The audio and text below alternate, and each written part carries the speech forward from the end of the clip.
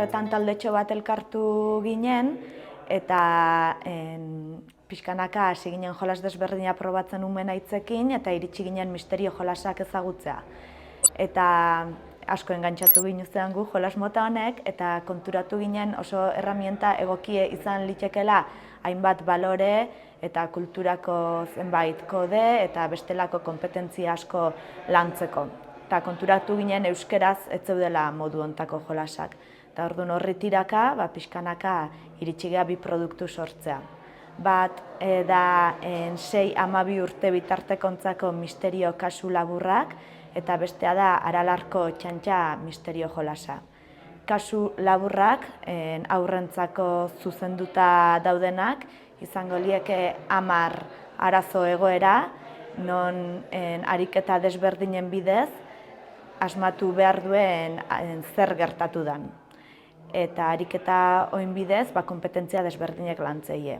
Logika eta matematika, hizkuntza, irakurketa, talde lana eta bestelako kompetentziak.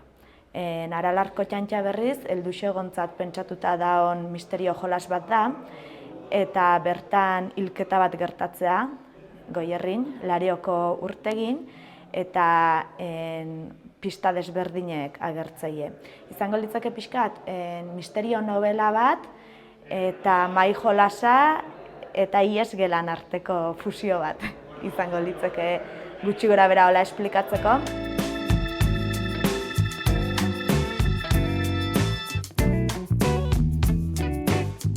Gaur Ataunen aurkeztu dugun jolas hau, Txintxa jolasa elkarteak eta berriak elkarlanean argitaratu dugu.